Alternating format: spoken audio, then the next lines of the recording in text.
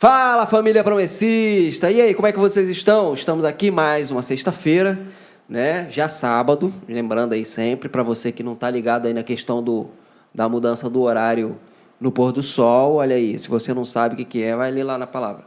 Mas curte aí, compartilha. Hoje nós estamos aqui num dia diferente, especial, né? Como você sabe, nós sempre trazemos aqui um pastor para trazer a sua história de vida, né, a sua experiência. Tivemos aí 2 sequências aí com o pastor Sandro, né, com o pastor Saulo e a diaconisa Cristiane, o pastor Sandro com a irmã Dark, né, sua esposa, e o pastor Saulo com a sua esposa, a diaconisa Cristiane, que você possa assistir lá, se você não assistiu ainda, não só esses, mas tantos outros testemunhos, o testemunho do Enzo, né, o episódio número 20, sobre disciplina na igreja, que você possa aproveitar aí. Nós estamos no 29º episódio, hoje é o episódio 29, um episódio especial, onde nós, assim como trouxemos lá no episódio com o Enzo, né, ouvindo a história e o testemunho do Enzo, hoje nós temos aqui a nossa irmã Luzia, né, a irmã Luzia da IAP em Santíssima, essa igreja de Santíssima, eu vou te falar, hein? O pessoal é muito santo mesmo, porque passa na prova, no fogo, na peneira, entendeu? Aí só os seletos que ficam ali, entendeu? Irmã Luzia, seja bem-vinda. Amém. Que Deus abençoe. Vamos bater um papo com a nossa irmã aqui, ela vai contar o seu testemunho, olha aí. E é importante para você poder compartilhar essa história, que você possa curtir, mais ainda, que você possa ver a mão do Senhor na vida do ser humano, uma vida de testemunho, e provavelmente, se não fosse a mão de Deus, eu não estaria aqui conversando com a irmã Luzia. Ela, apesar dela estar sentadinha, ela não ia poder dar um soquinho na minha mão, né? E talvez até eu diria que nem enxergando, né, irmã? Né? Viva já seria um milagre, mas enxergando é outro milagre. Andando e podendo dar um soquinho na minha mão é mais milagre ainda, né?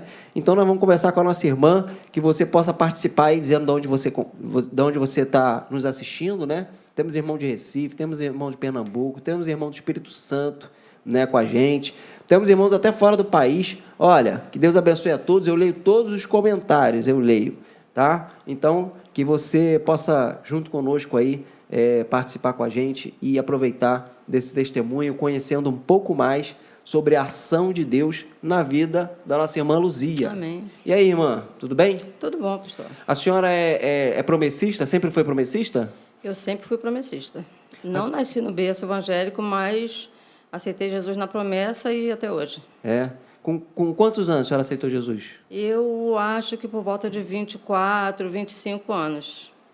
Eu aceitei Jesus na promessa lá no bairro São Vitor, ponto de pregação da irmã Rosalina. Foi quando a igreja de Santíssimo iniciou. São Vitor, a igreja que era Vila Verde. Vila Verde, hoje é a igreja de Santíssimo. Que na realidade iniciou lá no São Vitor, né? Santíssimo São Vitor, através da nossa irmã Rosalina, né, que abriu um ponto de pregação lá, e foi através dela que se deu, né, a igreja. A princípio, a primeira igreja no São Vitor mesmo, saiu o ponto de pregação da casa dela, fomos para uma igrejinha no São Vitor mesmo, e logo em seguida construímos lá em Vila Verde. Né? E agora voltamos para São Vitor de novo. Né? O pastor até falou, o pastor Sandro falou aqui. São Vitor de novo. São Vitor de novo. Isso. Aí, a senhora é irmã do pastor Roberto. Pastor Roberto. Pastor Roberto é a Gisele, né? Gisele, isso. Isso. É a pena que a gente não conseguiu ainda conversar com o pastor Roberto. O pastor Roberto hoje é pastor lá no Espírito Santo, isso, né? Mas, vamos lá. Aí a senhora aceita Jesus com 24 anos, a senhora congrega ali na igreja em Santíssimo, e como é que acontece com a senhora aí? O que acontece? Na realidade, quando eu aceitei Jesus ali em São Vitor, assim, a minha aceitação se deu assim, de uma forma meio diferenciada, né? Que quando a irmã Rosalina abriu o ponto de pregação, quem foi primeiro foi a minha irmã mais velha, já falecida hoje. Quando a irmã Rosalina chega lá no São Vitor, teve um dia, ela começa a fazer, né, ponto de pregação na casa dela, junto com a irmã Albina, Maria do Carmo, a irmã Juraci, essas irmãs lá de Coelho Neto. E um dia minha irmã estava lavando a calçada. A irmã Rosalina chega e chama ela para receber a oração, né? Aí minha irmã, não vou, não, estou de short, não posso, tal. E a irmã Rosalina insistindo com ela. Ela, não, vou fazer o seguinte, eu vou lá dentro, vou botar uma roupa, que eu estou de short, né? Tentando dar um golpe na irmã, né? A irmã Rosalina, muito sábia, falou com ela assim, não precisa trocar de roupa, não. Fecha a bica para não gastar água e vamos. Pegou ela pela mão e levou. E assim, ela foi naquele dia e voltou na semana seguinte, foi indo. E foi através da minha irmã, né? Da minha irmã Sueli, que nós conhecemos, né? A Igreja Adventista da Promessa, que primeiro, a princípio, foi a minha irmã Sueli, depois foi a minha irmã Elizabeth. Minha irmã Sueli já é falecida, minha irmã Elizabeth não está na Promessa, está na Assembleia. Hoje, na Promessa, só eu e Roberto mesmo, dos irmãos, né? E eu de fora. Eu estava de fora na época, eu ficava só observando, né? Eles irem e tal. Só que quando nós saímos do ponto de pregação, que abriu-se a igreja ali no São Vitor, a coisa começou a ficar mais séria, que elas começaram realmente a frequentar. Foi quando chegou o pastor Laí, né? Foi como aquela doce criatura, ele, a irmã Maria, falecida já também. E eu ficava de fora olhando o cuidado deles, né? Com as minhas irmãs. Eu ficava admirando o jeito que elas chamavam ele de tia Laí, tia Maria, tia Albina. Gente, que povo é esse? Eu ficava falando, gente, que povo é esse que minhas irmãs chamam de tio, disso. E o pastor Laí tinha muita coisa de pegar todo mundo, levar para Coelho, naquele monte de jovem, levar para Coelho Neto, para almoçar na casa dele. Eu ficava, eu estou de fora disso. Né? Eu digo que eu não levantei a mão. Eu não levantei a mão, também não teve apelo. Eu fui pela curiosidade mesmo, de saber o que estava acontecendo. O que estava acontecendo com as minhas irmãs, que monte de tio é esse que eles arrumaram de uma hora para outra. E eu comecei, né, a frequentar a igreja, e assim que eu chego, o pastor, na época, a igreja sentia muita dificuldade, né, de pessoas. Aí o pastor lá olhou para a minha cara e falou assim, Luzia, que jeito que ele fala, Luzia, você vai ficar com as crianças, tá? Falei, tá. Só que esse tá que eu dei para ele, eu estou com as crianças até hoje. Eu estou com as crianças até hoje. E, assim, foi a melhor coisa que eu fiz, né? Eu acho que quando eu dei aquele tá para ele, foi o momento que, literalmente, eu aceitei Jesus, né? E, a partir daí, eu não saí mais, né? Virei promessista mesmo. Isso já se vai. Meu filho está com 37 anos, faz agora, tem em torno de 34 anos já que eu sou promessista. Né? E começamos a caminhar, né? O meu esposo, ele não era muito adepto, né, a crente, né? Não, Jonas, que eu fiquei viúva, aos 27 para 28 anos eu fiquei viúva. Ele não era muito adepto. Assim, não me proibia, mas não ia também. Não ia também, assim, brincava muito, né? Ele brincava muito, zombava muito de crente na época, era uma coisa até que me aborrecia muito. E, assim, tudo começou através dessa situação com ele, né? Que teve um dia que nós estávamos numa oração na casa da minha mãe, e ele brincando muito, zombando muito. O Senhor usou a minha irmã caçula em profecia e falou para ele assim, eu vou te colocar no leito para você saber que eu sou Deus. Ele se sentiu ameaçado, né? E naquele dia foram 2 palavras, da mesma forma para ele, vou te colocar no leito para você saber que eu sou Deus. Passaram-se mais ou menos 1 ano e realmente ele foi para o leito. Ficou muito doente mesmo. Aí foi aí que começou toda a minha trajetória, né? Toda a minha luta. Eu lembro que ele ficou muito mal, eu fui com a minha irmã, internei ele lá no IASES Central. Deixamos ele lá numa quarta-feira. Deixamos ele lá internado, voltei para casa, eu teria que voltar na quinta. Aí chamei minha mãe para ir comigo. Só que eu pensei o seguinte, eu não morava ali em São Vitor, eu morava lá em Santa Margarida, depois de Campo Grande. Eu falei, mãe, eu vou fazer o seguinte, eu não vou direto para o hospital, eu vou passar na igreja primeiro. Hoje tem consagração, eu vou passar na igreja primeiro. Porque eu já estava muito cansada, que ele já havia um longo período adoentado, eu já estava com o meu corpo cansado.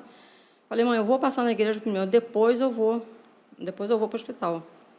E eu fui, chegando lá, a diaconisa Maria Rosa, que já estava, né, congregando conosco, eu dobrei meu joelho, a diaconisa Maria Rosa veio orar por mim. Quando ela colocou a mão na minha cabeça, o Senhor usa ela em profecia. E fala para mim assim, entrega o seu companheiro nas minhas mãos. Eu vou fazer conforme eu quero, não conforme você quer. E eu saí dali, terminou a consagração, fui para o hospital. Quando eu cheguei lá, meu esposo já tinha falecido. Eita. Já tinha falecido. Então, assim, uma coisa que eu quero dizer, não brinca, não zomba com o povo de Deus, que isso é uma coisa muito séria. O meu irmão Roberto costuma falar o seguinte, falou, não brinca comigo, porque você não sabe o grau de intimidade que eu tenho com Deus. Ele sempre fala isso. E realmente isso é sério. Né? Às vezes a gente encontra pessoas que zombam muito, né, do Evangelho, brinca muito com a palavra de Deus, e não está brincando com a gente, né, pastor? Não está brincando com a gente, está brincando diretamente com o próprio Deus. E assim, eu pude viver isso. Né, com o meu marido, que realmente o Senhor falou e o que o Senhor fala se cumpre. Né? E eu fiquei viúva, estava com 27 para 28 anos e começou o processo. Novinha né? ainda, Novinha, né? Meu filho estava com 3 para 4 anos, com 7, 6, por aí. Estava bem pequeno. E foi um processo bem complicado, só que nós temos uma igreja que ora por nós, né? A igreja me apoiou muito, o pastor Laí, assim, eu tenho uma gratidão tremenda pelo pastor Laí, o pastor Laí me ajudou muito, me apoiou muito. Ele era o pastor da igreja? Ele era o pastor da igreja, ele me ajudou muito, muito. Pensa num pastor, assim, que eu digo para a Luzia Nete, é meu segundo pai. Ele me apoiou muita coisa mesmo. E foi todo aquele processo, e eu também não parei também de caminhar por conta disso, segui em frente. Só que aí o que aconteceu?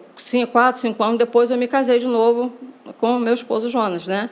Me casei de novo e também não era muito adepto ao Evangelho, mas a pessoa às vezes insiste em cometer as mesmas situações, só que Deus ele traça caminhos, né? Ele traça caminhos. Assim, diferente do meu primeiro esposo, assim, ele não era adepto, mas não zombava, né? Mas também nunca me atrapalhou de caminhar. E nós casamos, só que assim, um ano e pouco depois de casados, deu um revertério na cabeça dele, ele foi embora, né? Começou a querer sair de casa, foi quando aconteceu a situação da minha primeira situação com a vista, né? Que eu comecei com as dores de cabeça, primeiro convulsionando, né? Tive aquela convulsão, que já foi o primeiro sinal da toxoplasmose.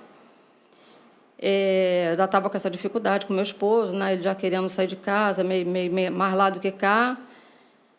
E eu tive aquela convulsão. Logo após, comecei com muita dor de cabeça, com a minha vista ficando muito vermelha, né? Até que chegar ao ponto de ser diagnosticada com a toxoplasmose cerebral, que veio causar a cegueira, né? Eu nunca ouvi falar em toxoplasmose cerebral.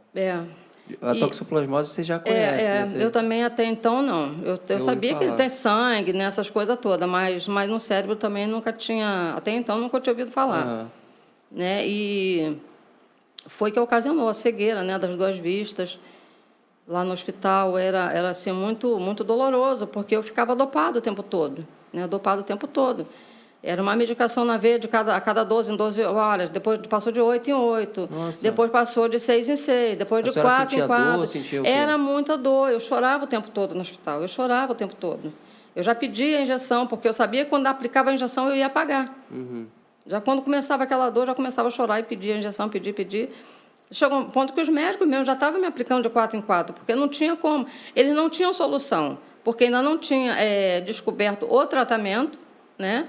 Não tinha descoberto o tratamento ainda, e não tinha me manter o dia inteiro com aquela dor, porque realmente eu não estava suportando, era uma dor insuportável mesmo, e vivia o tempo todo dopado, até eles descobrirem qual seria o tratamento ideal e tal. Eu fiz todo o tratamento, fiquei, né, um bom período lá. Fico imaginando, de 4 em 4 horas... De 4 em 4 horas. Dormindo, né? Porque dormindo. Você acordava com a dor e aí eles iam lá e aplicavam... E era assim, interessante, pastor, porque a dor não era a dor que passava, era eu que dormia. Era eu que dormia. Porque quando começava a passar o efeito do remédio, eu acordava chorando. Ou seja, porque a dor estava ali ainda. Porque a bactéria ainda existia, né? E foi nessa época que meus irmãos, eles já estavam perdendo a esperança de me encontrar com vida na próxima visita. Cada semana que eles iam, eles começavam a conversar com relação ao meu filho. Quem vai ficar? Foi na época que meu esposo estava saindo de casa, então por isso até eles ficavam... E seu filho tinha quantos anos? Meu filho estava com 12 anos, estava na idade que meu neto está agora, né? Meu neto vai fazer 12 anos, estava mais ou menos nessa idade. E eles começavam a conversar, e agora? Quem vai ficar com a Adriana? Porque ela não vai estar viva semana que vem, quando a gente voltar aqui, ela não vai estar com vida, não tem condição, porque realmente eu fiquei muito debilitada. Cheguei a 40 quilos, emagreci muita coisa mesmo. Mas Deus, ele faz do jeito que ele quer, ele faz conforme ele quer. A última palavra é dele, né? É verdade. O diagnóstico o médico pode ter, mas a palavra é de Deus. E se Deus não disser que não tem jeito, né? E eu entendi ali que eu tinha minha hora. Eu nasci na data que Deus determinou, eu vou morrer quando Deus determinar, e não tem jeito, não é médico que vai definir isso, né? Às vezes eu fico até pensando assim, uma gestante, ela programa, né, o nascimento da criança. Eu vou marcar minha cesariana para o dia tal. Mas se Deus não permitir, essa criança não nasce, não vai nascer. Ele antecipa o parto, ele não deixa o médico ir, porque só acontece no tempo de Deus e a gente precisa entender isso. Que o tempo é de Deus, a hora é de Deus, a palavra é de Deus, não é nossa, né? E aprove a Deus eu recuperar a visão de uma das vistas, né? Mas aí a senhora não falou, a senhora perdeu a vista. Como é que é? A senhora sentia dor, mas a senhora já enxergava? Não enxergava, não estava enxergando, porque a toxoplasmose atacou a minha visão. Nada, a senhora não enxergava nada? Nem vulto, nada? Nada. Por exemplo, hoje, da esquerda, eu não enxergo nada, mas, por exemplo, se eu fechar os olhos, eu consigo saber que aqui tem luz. Não enxergo nada, mas eu consigo enxergar um foco de luz. E eu não enxergava nada mesmo, nada. Eu fiquei ali totalmente à mercê de médico, porque não estou enxergando, e a injeção... Eu lembro que até aconteceu uma vez que eu estava com muita dor, e eu estava pedindo a injeção, e vieram me aplicar uma injeção. Só que eu não senti reação nenhuma, porque quando eles me aplicavam a injeção, ela queimava muito a minha veia, e antes de terminar... Era morfina que a senhora tomava? Eu acho que era morfina, sim, pastor, acho que era morfina, sim. Antes dela entrar toda, eu já começava a apagar. E naquele dia me aplicaram uma que eu não senti nada, perfeito nenhum. Eu não dormi, eu não senti queimar, nada, e só foram me aplicar de novo nas próximas 4 horas, porque alegaram que já tinham aplicado, não poderia aplicar outra, e eu fiquei aquelas 4 horas chorando com dor. E foi assim, foi horrível. Assim, foi um momento bem... Um momento eterno, né? Porque sentindo dor, da hora não passa, o tempo e assim, não era uma dor comum, não era uma enxaqueca. Não era uma enxaqueca, era uma dor insuportável mesmo. Mas Deus, ele tratou, né, os médicos conseguiram, né, o tratamento adequado. Eu comecei a fazer tratamento à base de corticóide, tomei muito corticóide na época. Mesmo no hospital? Ali mesmo no hospital. Minha vista começou a clarear, né, foi clareando. Até essa esquerda, que hoje eu não enxergo, ela deu uma clareada, mas como ela foi a mais afetada pela toxo, não teve recuperação. Certo. A direita não, a direita consegui, né, graças a Deus, e saí do hospital, fui para casa, né, continuei o tratamento em casa, a vista foi clareando, e nessa época o meu esposo aí não estava. Foi assim, uma fase também muito complicada para mim, porque eu ainda debilitada, filho pequeno, e nessa época foi uma época que eu perdi a minha casa. Assim, foram muitas coisas acontecendo. Eu não sei se Deus, ele falou assim, não, deixa eu ver se ela quer conhecer mesmo, porque lá atrás a minha curiosidade, eu não sei se Deus falou assim, deixa eu ver se ela quer mesmo, ou se ela só queria saber quem era o tio Laí, tia Maria, deixa eu ver se ela conhecer mesmo. Deus foi deixando acontecer, né? Eu perdi a minha casa, o pastor Laí mais uma vez me ajudando, né, ali do meu lado, sempre de mão dada comigo, ele, a sua esposa, irmã Maria, né? E consegui, né, reconstruir a minha casa junto com meu filho, consegui restabelecer minha vida, minha saúde foi normalizando, graças a Deus. Aí o que aconteceu? A senhora ficou boa, normal? Fiquei normal. Só a sequela do olho, né? Só a sequela do olho, mas achando que estava legalzinha né? O pior passou. Só que aí, o que Deus faz? Isso já tinha passado 7 anos. Aí Deus vai lá onde está o meu esposo e manda ele voltar. Esse aqui de vida? Aqui.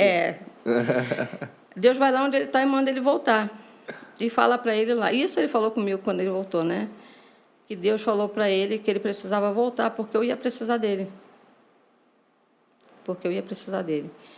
E assim, eu falo que, assim, que todo sofrimento causado por ele, quando ele foi embora, como que eu vou colocar isso? Foi retribuído em dobro quando ele voltou, o que ele fez por mim quando eu precisei. Né? Que logo após a volta dele, 1 ano e pouco depois, eu começo a perder os movimentos. De repente, a senhora começou a perder o movimento? Comecei a perder, foi do nada.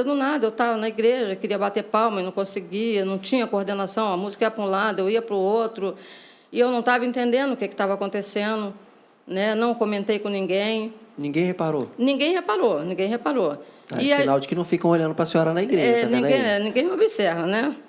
Aí, coordenação também na escrita. Eu estava escrevendo, de repente a mão ia lá para cima, eu perdi a noção do que eu estava escrevendo. E foi indo até o ponto que eu comecei a ficar com a incontinência urinária. Né? Comecei a ficar com a incontinência urinária, eu não podia rir. E assim, foi muito complicado. Foi muito complicado porque assim, você para e pensa assim, caramba, eu perdi o direito de rir. Eu não posso rir, gente. E assim, como que uma pessoa perde o direito de sorrir, né?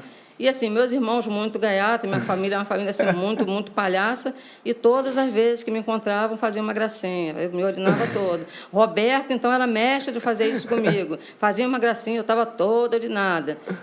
E assim, de uma certa forma, para mim foi bom, porque eu não fiquei encucada com aquilo. Eu passei a não ter mais vergonha. Então, vai acontecer, mas não tem jeito.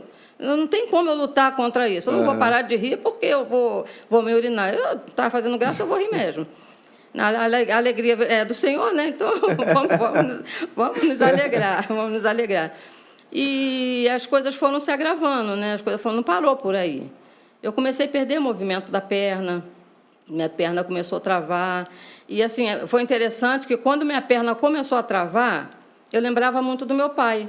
Porque o meu pai teve AVC e, às vezes, a gente brigava com ele, que ia pegar ele para levar no banheiro alguma coisa, e, às vezes, a perna dele travava. Ele ficava, anda, pai. Ele, eu não consigo. Ele, anda, pai, mas não é que ele não conseguia. O cérebro não manda comando. Não corresponde, né? Não manda o comando, então não tem como. O membro já não responde ao comando do cérebro. Isso aí. Então, minha perna ela travava muito.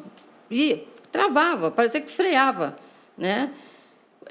Às vezes eu perdia o chinelo na rua, porque saía andando, não percebia que o chinelo saía do pé. E foi indo, aí movimentou outra perna também.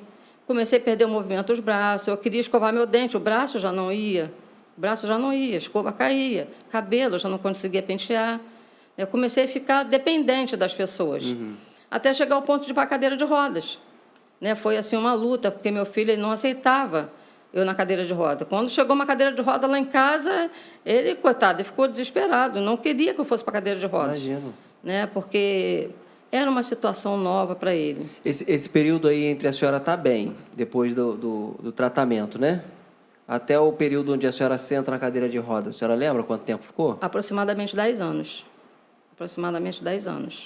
Assim, da vista para a cadeira de roda, aproximadamente 10 anos. O primeiro sintoma que a senhora sentiu ali na igreja, quando começou a bater palma descompassado... Até eu ir para a cadeira de roda? Até para a cadeira de roda. Mais ou menos 1 ano. Então a senhora fica praticamente 10 anos sem sentir nada? Sem sentir nada. Depois, quando eu começo a perder a coordenação, até ir para a cadeira de roda, foi mais ou menos 1 ano. Porque eu comecei a fazer tratamento de labirintite, que o médico achava que ela era labirintite, né? É porque o médico não... Não, porque não tinha feito exame, não ligou uma coisa com outra, né?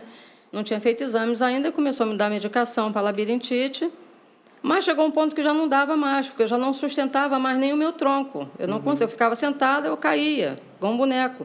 Sentava e eu caía, não sustentava mais o meu tronco. A senhora chegou a andar de andador, de muleta? Não tinha como, porque eu não tinha força, não tinha coordenação. Entendi. Era cadeira de roda mesmo. Eu lembro até que eu falo para o pastor Sandro que assim, algumas coisas se apagaram da minha memória. Eu não sei se por conta da hidrocefalia ou por conta da cirurgia, mas algumas coisas se apagaram da minha memória. Eu falo para o pastor Sandro que lá em Vila Verde, a única lembrança que eu tenho do pastor Sandro lá é eu chegando de carro, ele saindo da igreja, me pegando junto com meu esposo, me pegou no colo, me botou lá dentro da igreja, né? Assim, não tem outra lembrança dele. Não tem outra lembrança dele. Não sei quando ele chegou, não sei quando ele saiu, não sei porque chegou, porque saiu. É a lembrança que eu tenho dele me tirando do carro e me colocando na cadeira de rodas para me colocar dentro da igreja. Né? Porque, assim, é o que eu falei, não sei se foi por conta da hidrocefalia, né, ou por conta da cirurgia em si. Então, quando essas coisas acontecem, a senhora estava ali... Ele era o pastor de lá? Ele era pastor de Vila Verde. Aí, logo em seguida, veio o pastor Valdemir também, que eu não lembro quando ele chegou. Não lembro. Eu estava Dentro desse período, então, a senhora praticamente apagou. Hein? Apaguei. Assim, lembro de algumas coisas, mas assim, bem... Um flashzinho, bem pouquinha mesmo. Então, eu começo a perder, né, toda a coordenação mesmo, de tronco e tal. Aí vem a incontinência fecal, né, que foi assim, uma das situações bem mais complicadas para mim. Que aí já não é urina. É bem mais vergonhoso, né? Eu estava em reunião de família, em almoço, eu falava para o meu esposo. É por isso que eu falo, né, que ele retribuiu em dobro, né? Eu falava para o meu esposo, Jonas, eu quero ir no banheiro. Aí, quando eu falava, quero ir no banheiro, já tinha acontecido. Aí ele me tirava dali discretamente, me levava para o banheiro, me dava banho, aquela coisa toda. Me pegava no colo, porque eu já não tinha como. E foi muito difícil até para eu encontrar um especialista, né? Foi muito difícil para eu encontrar um especialista, porque a neurologia é uma área muito difícil de você encontrar. Muito difícil mesmo. Eu passei, antes de eu conseguir o hospital para eu operar, eu passei por 2 neuros. Ele cismava que era labirintite, mas assim, todas as vezes que eu chegava nele, ele olhava para mim e falava assim, eu já te consultei antes, né? Meu Deus, mas como assim? Eu fui nele umas 4, 5 vezes, mas todas as vezes que eu já te consultei antes, né? Aí até que eu consegui um lá na 13 de maio. E chegando lá, quando o médico veio me examinar, eu falei, Senhor, o que esse homem vai poder fazer por mim? Ele tinha tido um AVC, ele estava quase igual a mim, só não estava de cadeira de roda, né? Com o rosto torto, o braço torto, puxando na perna. Falei, meu Deus, o que esse homem vai fazer? E ele falou para o meu esposo, não posso fazer nada por ela aqui. Ela precisa de ir para um hospital universitário, porque precisa ser estudado o que ela tem. E, assim, foi um longo processo. Nem eles tinham noção de nada. Não tinham noção do que era. Não tinham noção, porque buscavam por um lado, mas não tinham. Acho que, na realidade, não tinham feito o exame certo ainda, né? Sim. Ou, assim, eu entendo também que era o tempo de Deus. Talvez, se eles tivessem encontrado, eu não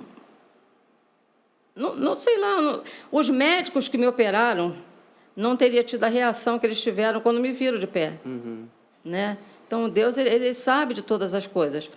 E a minha cunhada Gisele, ela trabalhava em negócio de gás, na Remarém, se eu não me engano, conversando com um cliente dela. Ele falou para ela que trabalhava no Pedro Ernesto. Aí ela lembrou e falou com ele do meu caso.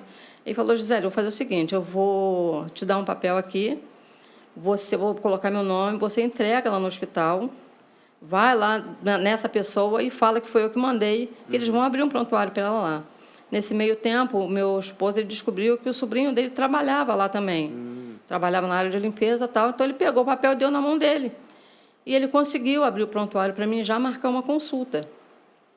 E já no dia da minha consulta, o médico já pediu os exames específicos, ressonância, tomografia e tal. E quando eu desci, já com os exames na mão, que ele olhou e falou assim, é internação, ela tem que operar. Ela tem que operar, porque ela está com hidrocefalia causada pela toxoplasmose. Só que lá atrás já tinha feito a tomografia, mas o neurologista não viu isso. Eu já tinha feito. Aquele que toda vez que eu ia me perguntava se já tinha me consultado, ele já tinha pedido uma tomografia. Só que eu acho que tão despercebido que ele estava, que ele não conseguia me reconhecer, né? Toda vez que eu ia... Aí ele falou, é internação. Falou, você vai para casa, prepara as coisas dela, amanhã você traz ela vai internar para operar. E nós fomos para casa, no dia seguinte voltamos, numa terça-feira, me internei, começou todo o processo de exame, né? E tomografia, e ressonância, e punção lombar, que é um exame assim pavoroso, punção lombar, e eu fazia 2 vezes na semana, a punção 2 vezes na semana. Eu lembro que teve uma vez que eles, quando enfiaram a agulha na minha espinha, Ah, você vai falar de agulha, não. Eles enfiaram a agulha na minha espinha, pastor. A minha perna foi lá em cima. Eles estavam enfiando a agulha no local errado. Ah, Por Deus, a minha perna reagiu. aí tem que furar de novo. Por Deus, a minha perna reagiu. Porque se minha perna não reage, eles iam furar no local errado. Aí sim, eu ia ficar paralítica de vez. Ai, Senhor. Né? Aí eles pararam e punçaram de novo. Só que, assim, cada vez que eles tiravam 10, 15 ml de líquido da minha espinha, eles conseguiam me colocar em pé e eu conseguia dar alguns passos. Uhum. Passava 10, 15 minutos, paralisava tudo de Olha novo. só. Paralisava tudo de novo. Porque foi o que o médico me explicou. Meu cérebro estava funcionando como uma caixa d'água que a boia deu defeito. Uhum. Ela está transbordando. E esse líquido que transborda, ele paralisa o nosso corpo. Toda a nossa parte motor, ele paralisa. Uhum. Então, por isso, quando ele tirava o excesso, eu Você andava. conseguia andar. Né? Passou aquele tempo, transbordava de novo. Né? Como a caixa está transbordando, você abre a bica, tira o excesso de água. Se você fecha a bica, ela vai transbordar de novo. Uhum. E era isso que estava acontecendo. E eu fiquei ali aquela semana internada, uma semana que antecedia o carnaval. E ele falou para o meu esposo, falou assim, você leva ela para casa, porque vem carnaval aí, não vai ter ninguém aqui. O caso dela não é um caso simples, ela precisa de acompanhamento e aqui ela vai ficar basicamente sozinha, só com os enfermeiros, com os técnicos e tal. E fomos para casa, passei carnaval em casa e na semana seguinte voltamos. E voltou todo o processo de exames novamente. E eu estava para operar naquela semana seguinte ao carnaval. Mas Deus enviou uma médica lá, uma médica abençoada mesmo, e falou assim, vocês não podem operar ela agora. Não tem como operar ela agora. Porque o caso dela é sério. A toxoplasmose ela pode ter afetado toda a parte, todo o cérebro, tomado todo o cérebro dela. Uhum. E se tiver um resíduo de bactéria, essa válvula que nós vamos colocar como escape na barriga dela, para o líquido ser expelido por ali, pode contaminar todo o organismo dela. E a gente vai perder ela por isso. Então, não tem como. Vamos continuar todos os exames, fazer exames mais específicos para ver se essa válvula... A cirurgia vai acontecer, mas a gente tem que saber se essa válvula vai ficar interna ou externa. Né? Que eles colocariam... Se tivesse algum resíduo de bactéria, essa válvula que hoje eu tenho aqui no escape na barriga, ela ficaria externa. Né?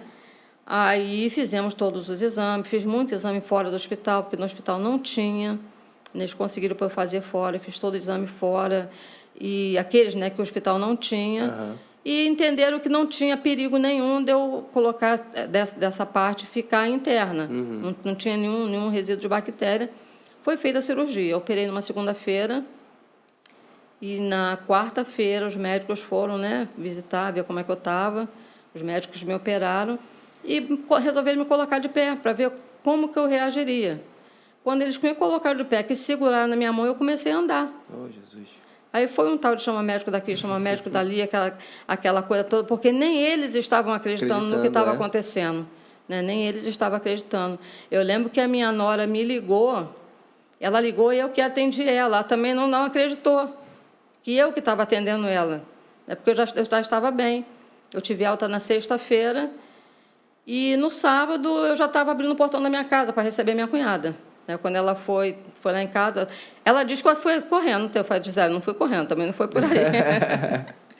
Também não exagero. Mas Deus permitiu, né, que eu já fosse com as minhas pernas, abrir o portão para minha cunhada. Olha só. E receber, a recuperação foi bem complicada, né? Não da parte do corpo, né? Porque eu já comecei a voltar, toda a coordenação. Mas a minha cabeça, eu passei, acho que uns 3, 4 meses... Com a cabeça parecia que eu estava drogada. Eu não sei se porque é um corpo estranho, né? Não sei como que funciona isso. Mas eu parecia que eu estava drogada, parecia que eu estava alucinada. Aquele negócio na minha cabeça era muito estranho. Eu já não sou muito pura, né?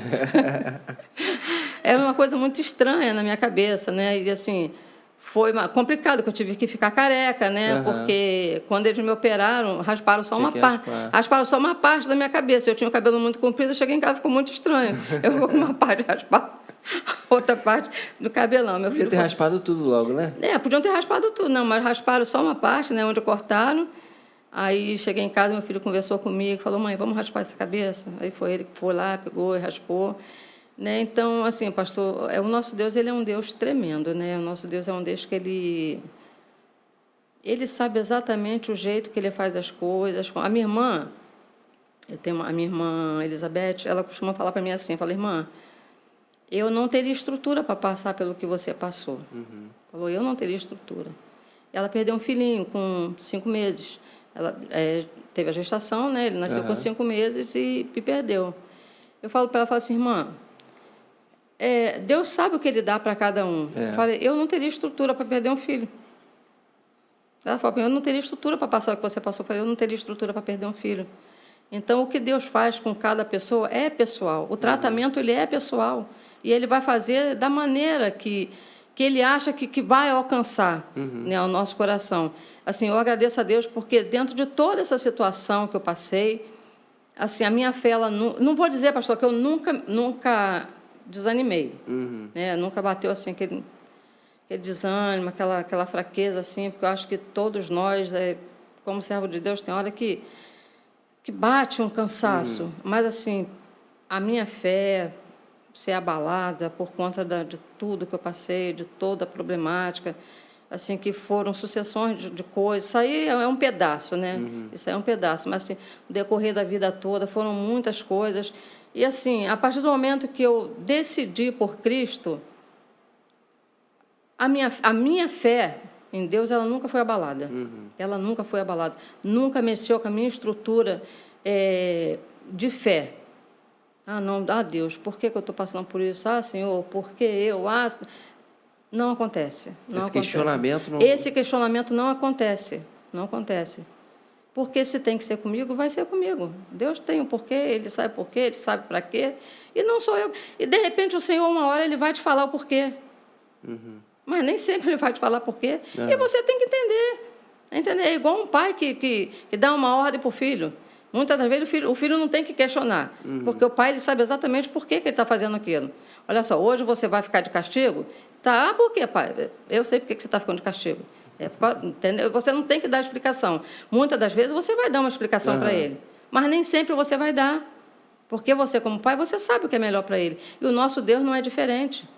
O nosso Deus não é diferente. Eu costumo dizer que quando a Bíblia diz que nós somos imagem e semelhança de Deus, são essas características mesmo de pai e filho, né?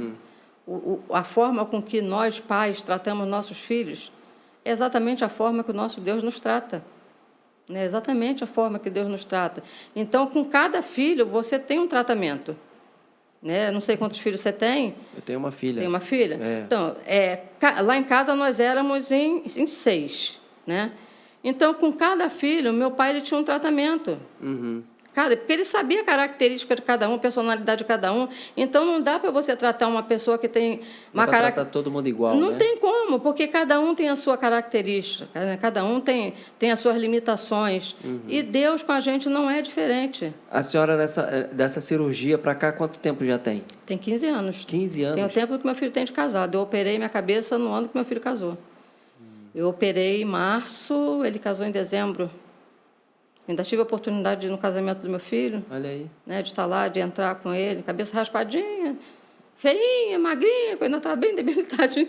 Mas quando Deus me permitiu estar lá com vida, e hoje, assim, poder ver, né, meus netos, poder ver meu filho hoje, né, na presença do Senhor, que passou um tempo também afastado, mas o Senhor me presenteou com o retorno dele, com a minha nora. Assim, é benção, é Deus, ele... Só é uma pena que é baterista, né? Mas... É baterista, né? E tá vendo uma outra leva de baterista aí também, que...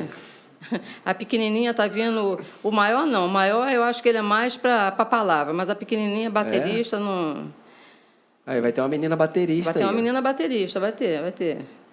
Eu acho que na promessa tem menina baterista? Eu não sei, acho que não tem não, tem? Tem, Serginho? Não, aqui no Rio não tem. No Rio eu não conheço, então, não. Tá vindo uma pequenininha aí que os meninos, que lá na igreja nós temos uma leva de meninos, né? É uma leva de meninos, adolescentes. Aí os meninos vão cantar e ela vai pro colo do pai para bateria, não quer cantar. Mas a senhora... O que eu ia perguntar que eu até me perdi aqui? Fui falar do baterista, me perdi. A senhora de lá para cá, a senhora não tem mais nada, teve mais nada? Não tive mais 15 nada. anos. 15 anos. Nem retornar no hospital, só retornei para tirar ponto. Porque o que o médico falou comigo quando eu saí? Falou, dona Luzia, essa válvula de derivação, quando a hidrocefalia é em criança, a gente troca porque a criança vai crescendo, crescer. então a gente tem que trocar. Agora, quando se dá no adulto, só troca em caso de entupimento. Se entupir, você vai perceber, porque vai voltar os mesmos problemas, sintomas, né? E, assim, 15 anos e, para a glória de Deus, nunca me deu problema nenhuma, nunca deu alteração nenhuma. No total vai dar o quê? Sabe o que eu descobri essa semana, pastor? Eu estava mexendo nos papéis lá em casa, esses dias. Esses papéis que a gente de vez em quando pega para fazer uma limpeza. Eu achei um papel de alta de quando eu fiquei cega. E eu descobri que já foram 25 anos. Estou fazendo boda de prata. Foram 25 anos assim, que se deu toda essa problemática e estou aqui, né? Para a glória do Senhor. Frustrando a expectativa dos meus irmãos que queriam herança do meu filho. É verdade. Trouxe o marido de volta. Trouxe o marido de volta, né? O senhor foi lá e buscou e trouxe, né? Falou assim, não, volta, porque agora está lá também acompanhando, né? Me ajudando lá com a minha turminha de mulher única, né? Que está lá me dando uma força lá, segurando a nossa segurança. E assim, Deus, ele leva na hora que tem que levar, atrás na hora que tem que trazer. E a senhora hoje tem uma vida normal, completamente? Vida normal, completamente. A única sequela que ficou foi a vista. É a vista, mas assim, é uma coisa que não... Assim, me faz cair de vez em quando, né? Tomo uns tombos na rua, mas... Isso aí é natural, mas não é uma coisa assim que me incomoda. Não, eu costumo até brincar com os meninos lá na igreja, quando na fila de cantina, eu falo, ó, dá prioridade, quando o Deus tem prioridade 2 vezes, estou idosa e sou cega, então deixa eu passar, tenho prioridade 2 vezes. Tá nova ainda, irmã? Que isso? A gente vai brincando. Olha, é muito bom a gente ver, assim, a sua fé, né? E a senhora falar sobre isso, né? Sobre a questão do questionamento, sobre a passar por uma situação difícil, uma grande provação. Não são 25 anos de luta, mas são 2 lutas em 25 anos, né? E essas lutas que, na verdade, servem para fortalecer a sua fé, mas também servem hoje, que estou conhecendo sua história, para fortalecer a minha fé, para fortalecer a fé dos outros que estão nos assistindo, né? É bom a gente poder fazer essa reflexão sobre o ponto da nossa fé. Será que a gente está preparado para vivenciar uma experiência nessa proporção, uma situação muito complicada, muito difícil, né? As vistas, a visão é um órgão, é uma habilidade, né, que é muito difícil se a gente perder. É difícil. Né?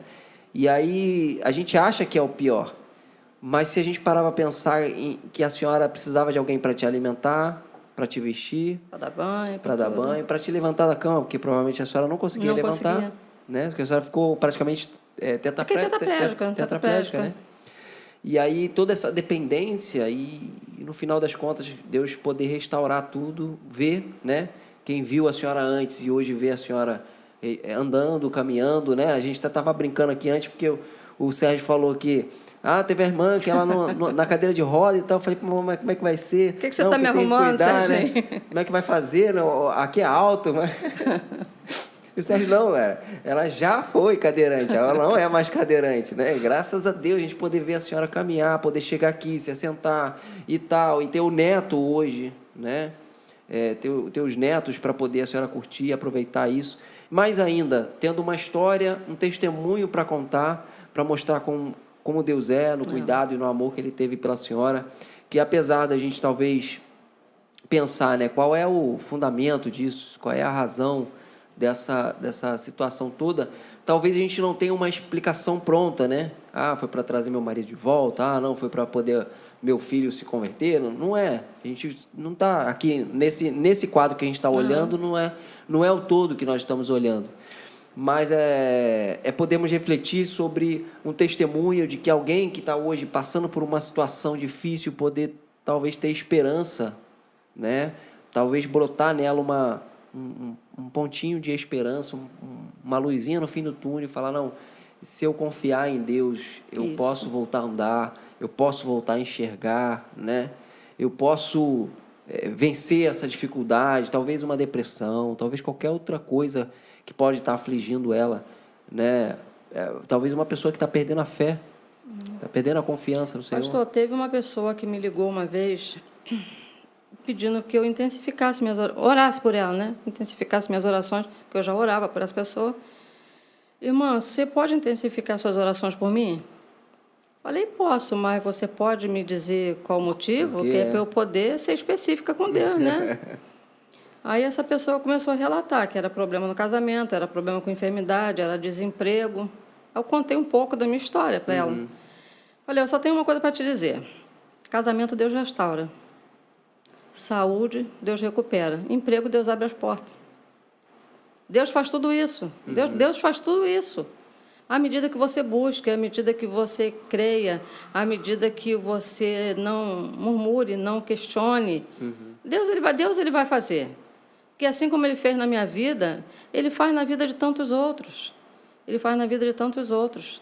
E assim, o importante é você não desistir, né? Você não desistir do teu Deus por conta das tuas dificuldades. Porque o nosso Deus é maior do que toda e qualquer dificuldade. O importante é você não desistir, você entender que você está ali porque Deus está te permitindo. E o que tiver que acontecer, vai acontecer se Deus permitir. E a gente não tem muito para onde correr, a gente não tem muito o que fazer, se não crer. Né? Se não crer, se não aceitar. Né? Aceitar e entender que é propósito de Deus. A partir do momento que você tomou uma decisão por Cristo, assim, quando eu saí do hospital, assim, uma coisa que ficava muito na minha cabeça, eu falava, Deus, se nós colocássemos as nossas vidas nas tuas mãos, assim como a minha foi colocada nas mãos dos médicos, nós estávamos bem. Porque, por exemplo, eu fui para a mesa de cirurgia, né? Você é anestesiada. Ali o médico ele vai fazer com você o que ele quiser, você não tem noção. Você não tem noção. Você não tem nem poder para gritar, para fazer nada. Não é nada. Só que assim, com Deus a gente não faz isso. A gente não entra na sala de cirurgia de Deus. Senhor, minha vida está aqui. Faz do teu jeito. Corta, opera, faz do teu jeito. A gente não faz isso. A gente não faz isso. E talvez por isso, nós, como servos de Deus, a gente enfrenta tanta dificuldade. Porque a gente não tem essa confiança. Né? Você vai para uma sala de cirurgia, você não sabe quem é o médico, quem é o anestesista, quais são as medicações que vão te dar. Até a injeção que a senhora falou, né? Uma injeção maldada poderia ter ficado tetraplégica. Isso aí. Foi uma injeção maldada, foi uma injeção que não me aplicaram. Mas você está ali à mercê deles, você não pode fazer nada. Você está totalmente dependente. E nós precisamos ser dependentes de Deus dessa forma. Dessa forma. Verdade. Senhor, é a nossa vida e o Senhor é o dono, está aqui. Nós precisamos fazer isso. Eu acho que a partir do momento que a gente tiver essa consciência, a coisa começa a melhorar. Né? Começa a melhorar. É a confiança em Deus acima de todas as coisas mesmo. Muito bem, muito bem. E aí, você? O que você está esperando? Está esperando passar por alguma experiência aí, ó? Não é melhor fazer como a irmã falou aqui, né? A dependência de Deus é algo que a gente precisa aprender, sermos dependentes. Às vezes a gente quer ser dependente de Deus, quer dizer que queremos ser dependentes de Deus, mas não somos de verdade dependentes, porque a gente ainda fica ali no controle, querendo fazer o que quer, querendo tomar a decisão para onde que vai, o que vai fazer.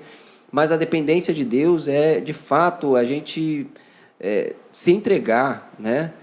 Eu gosto sempre de dizer, o pessoal na igreja lá sabe muito bem, eu sempre lembro, né? A gente está falando aqui para pessoas que creem em Jesus, né? Se você não crê em Jesus, essa é a hora de você entregar sua vida para Ele, né? De você abrir mão do controle da sua vida e deixar que Ele conduza a sua vida. Mas para quem é crente ou se diz, né, um seguidor de Jesus, a gente precisa todos os dias lembrar que Jesus chama cada um de nós. Aquele que quiser ser meu seguidor, toma a sua cruz e siga-me. Né? Negue a si mesmo, ainda tem o negue-se a si mesmo. Tome a sua cruz, negue a si mesmo e siga-me. Então, muitas das vezes você quer seguir Jesus, mas você não quer tomar a sua cruz, não quer se negar suas vontades, negar os seus desejos, negar os seus pensamentos, aquilo que você tem com você, né? Os desejos que você tem no seu coração. E, na verdade, nós precisamos nos lembrar que essa dependência do Senhor é uma dependência total. O próprio Jesus, ele dependeu totalmente do Pai. Enquanto ele esteve na terra, ele sabia que ele tinha uma missão para cumprir, e até o final ele seguiu o plano da missão, e aí chega no final ele fala assim: Pai, se for possível, passa de mim esse cálice, mas que se não for, que seja feita a sua vontade. E muitas das vezes você aí dizendo que é seguidor de Jesus e não quer abrir mão da sua vontade. Se o próprio Cristo fez isso por amor a nós, então que você faça essa reflexão.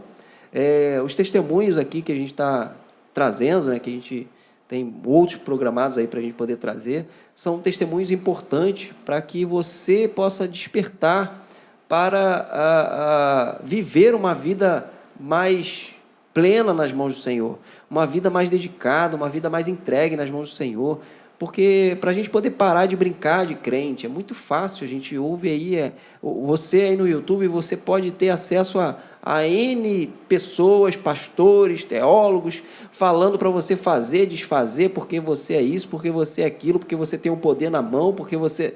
Olha, se não for por meio do Senhor e da vontade do Senhor, não adianta você querer dizer que vai mandar. Quem somos nós para mandar naquele que nos criou?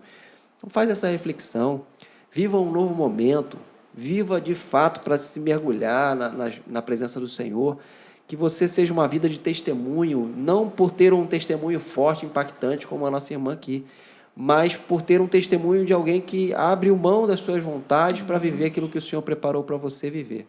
Que Deus te abençoe nessa reflexão, que você faça essa reflexão mesmo. Já estamos aqui já nessa noite de sábado, e você poder refletir sobre a sua vida cristã. Amanhã você vai poder estar junto com a sua igreja, participando da lição, no culto, e por que não aproveitar esse momento para fazer um novo momento, né? Um novo despertar, um novo cristão agora, um novo seguidor de Jesus, para que você viva uma vida com mais sinceridade, mais honestidade, vivendo conforme a vontade do Pai.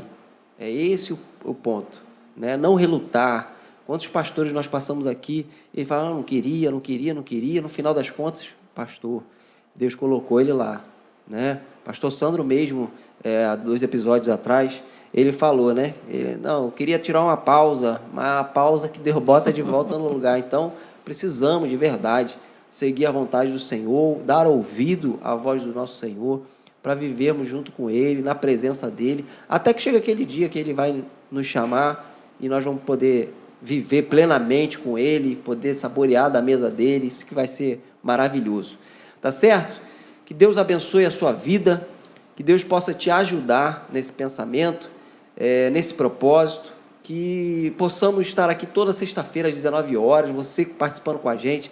Convido a você que não assistiu os episódios anteriores, que você assista, para que você veja aí quantas histórias e quantas vezes Deus moveu maravilhosamente. Tivemos no episódio passado o pastor Saulo e a diaconisa Cristiane, que maravilhoso, a conversa maravilhosa, experiências sobrenaturais. Olha, fantástico, irmão.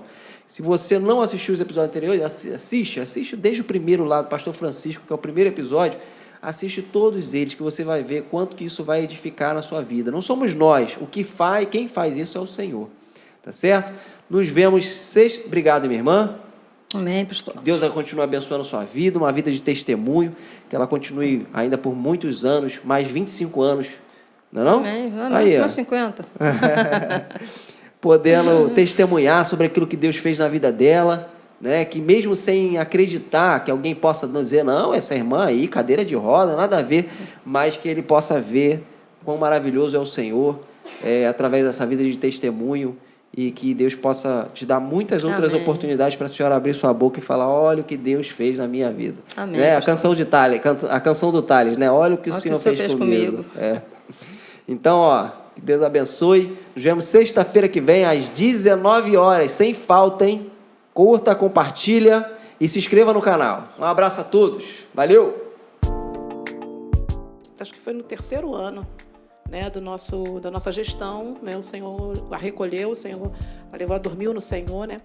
E nesse momento, não só para mim, mas para toda a diretoria da Resofap, a gente queria entregar o cargo, né? Porque a gente dizia que ela era a nossa referência, né? Ela não... levava para a igreja, e aí sempre a gente perguntava, Tânia, eu tô levando a irmã Leia. Aí, Tânia, cuidado com essa irmã é muito bonita, vai cair em tentação, não.